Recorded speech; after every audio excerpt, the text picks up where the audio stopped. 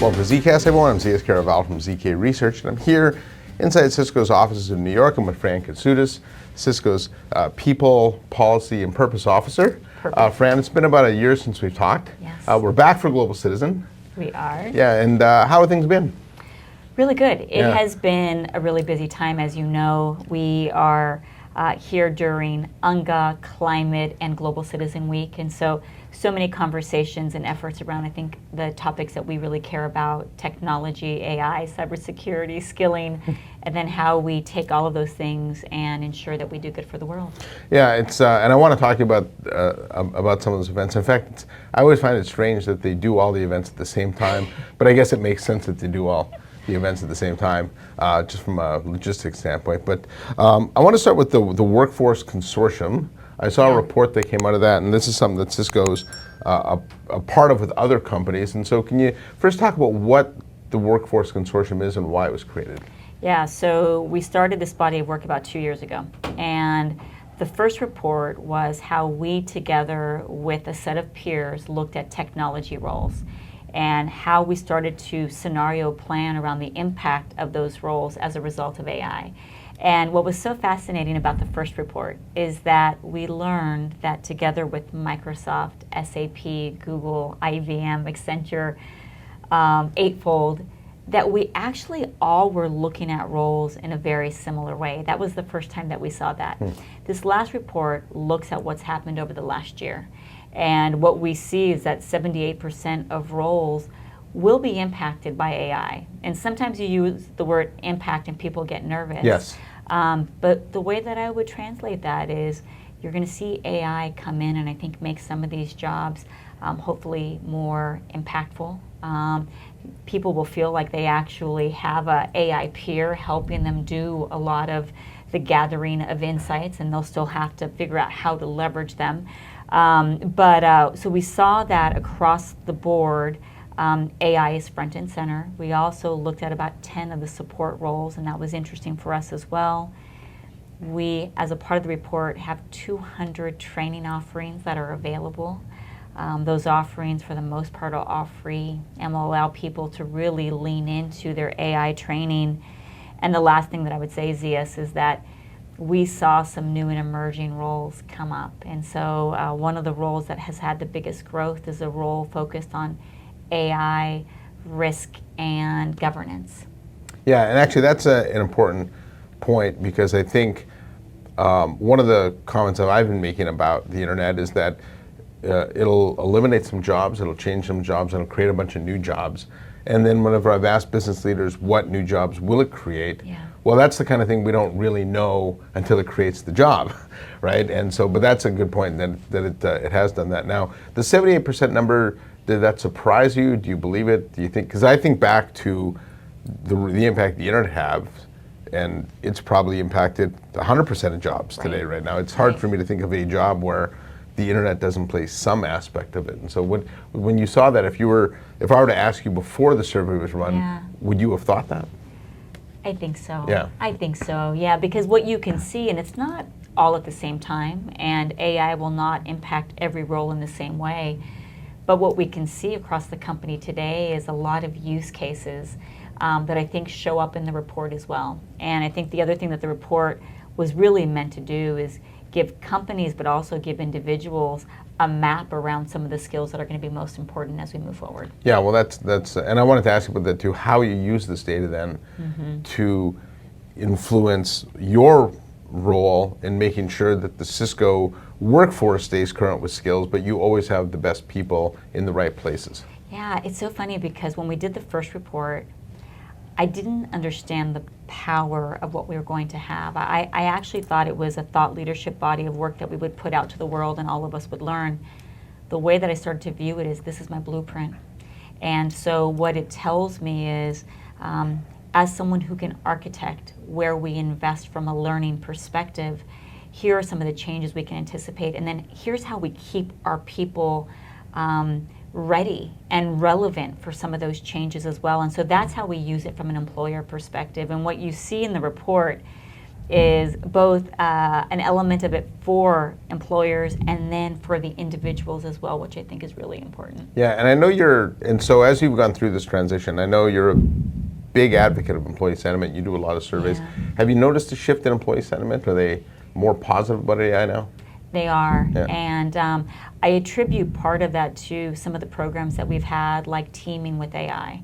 And something that we realized early on was that AI is a team sport. And what I mean by that is we have a program where we put training out, we ask for volunteers, they got trained on using AI tools, and then they went back to their organizations and they hosted and facilitated discussions around how do we use this on a day-to-day basis? How does it make us better in what we do? What we found was before people went through this, 62% of people felt comfortable with AI tooling. After they went through, it was in the 90s. Wow. And that's what you want. And it just reinforces that when people can play with the tools, when they have a chance to explore and work together, they're going to feel a lot more comfortable and they're going to see themselves in the future. Yeah, no, I can see that. In fact, when I started my career, we put in Windows-based systems to replace the DOS-based ones the brokers had.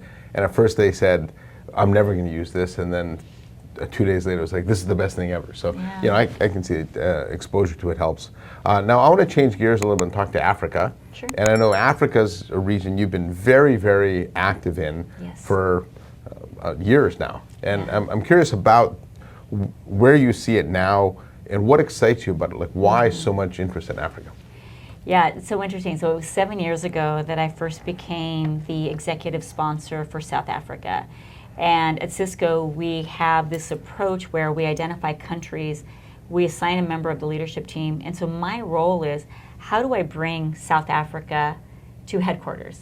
And then over time it expanded to the continent, which is kind of crazy when you think about how many countries on the continent, but what makes me so excited, and I think people Well, it's see bigger this. than people think too, right? Oh, yeah. it really is. Is that you look at the demographics. We just did a report looking at the AI opportunity on the continent, and what we find is that on the African continent, youth are using AI tools more than anywhere else in the world.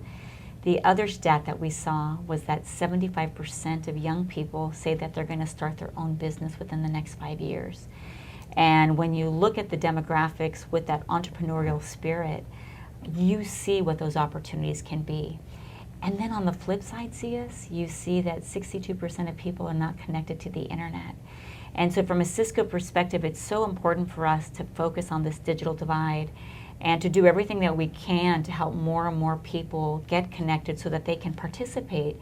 And then from a Cisco perspective, as they get connected, that's also good for our business as well. Yeah, I guess on the AI side, I'm not surprised if the expression necessity is the mother of invention. Yeah. You know, there is a region where you don't have enough people to fill jobs. It's too expensive in a lot of cases, and so if I can use AI as a proxy for people, now I can create a viable business where maybe I couldn't have before. Now, you mentioned the report that it's I want to get this right, AI and Workforce in Africa report done in partnership with Carnegie Mellon. That's right. Right? And so what were some of the key findings in there that you thought were notable? So one of the things that we found, of course, is that skilling is going to be so important for the continent. Today, Cisco has trained 1.6 million learners on the continent. We want that number to be at least 3 million by 2030. That's a commitment that we've made. What we could see in the report as well is some great projects that other companies are doing that I think can be replicated more and more. We highlight the fact that infrastructure is going to be so important for the African continent. We talk a little bit about cybersecurity and some of the risks that we see there as well. That was actually the first paper that we did in Africa about a year ago.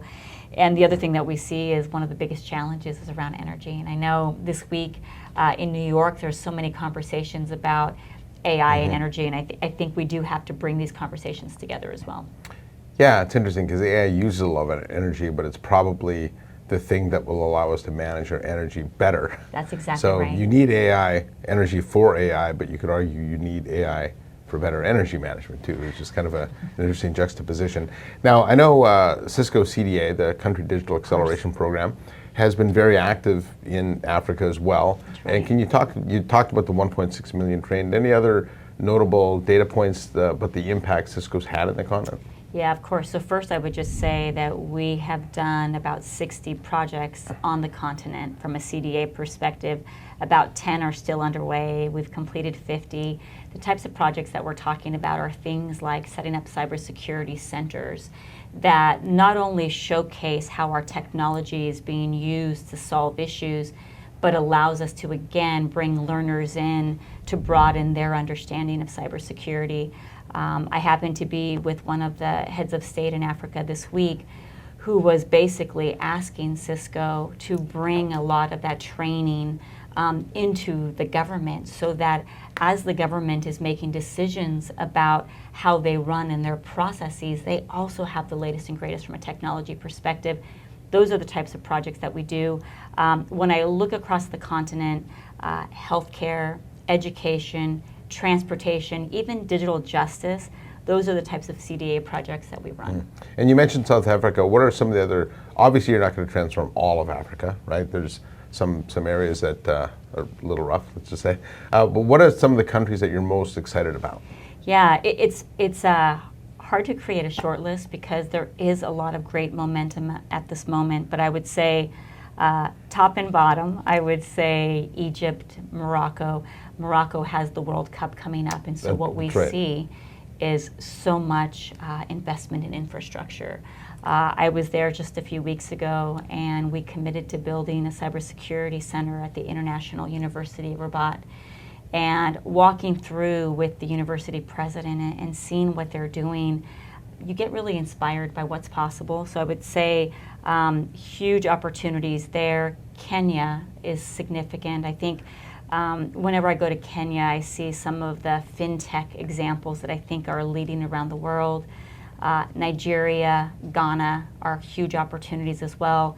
And then as we go further south, I would say Botswana has been really interesting. South Africa. Recently, I spent time in Cote d'Ivoire. We announced this week the data center in Cote d'Ivoire, which we're really excited about. We did that with Sebastian and with support from the Exim Bank. And lastly, Rwanda is another great opportunity for us. Yeah, well, great. And we'll keep up the good work in Africa. I think a strong Africa benefits the whole world. That's right. So let's change gears a little bit now into the whole concept of these public-private nonprofit partnerships. Yeah. I think Cisco's mission of creating a more inclusive future has largely been based on a lot of these partnerships. And so, can you talk a little bit about why they're important and how you leverage them to be able to advance Cisco's mission? So interesting, because I find that across governments and across the private sector, we're interested in a lot of the same things. And if we don't come together more often, what you'll see is a lot of great intentions, but fragmented offerings. And if we take an example like education, I have to tell you that most large-scale enterprises that I talk to, they have great efforts around education. But when we all do it separately, it's really hard for the consumers to take in. And this kind of goes back to the ICT consortium paper. All of us came together and said, here are our offerings. We put it in one place so that a learner can now navigate. They can take a course from Google, a course from Cisco, Microsoft, whatever it may be. So what I would say first is that these partnerships allow us to use one another's strengths. I think it allows us to come together. And in many cases, I think it picks up the speed, because when we work with the public sector, they know how to navigate that piece of it, and then they take our innovation, our speed, and how we run, and we really come together, I think, in a meaningful way. Yeah, and I think one of the partnerships that's been very successful is Global Citizen. Yes. As I mentioned, we're here for that. Cisco's now been a partner for 7 years. That's right. Going, and why do you, what have you liked about it, and what's caused you to keep funding it? So what I like most about it is it continues to evolve.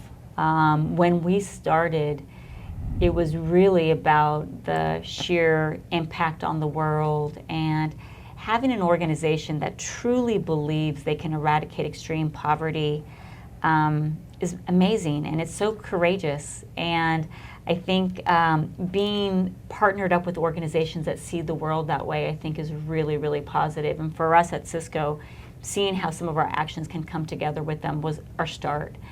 But over the years, I would say what we've recognized is that our belief in technology for good and everything that Global Citizen is focused on, from a planet perspective, from an energy access perspective, education, we just have tremendous alignment. And this year, for the first time, we're actually going to showcase to our customers how you connect and protect an event like what we have at Central Park.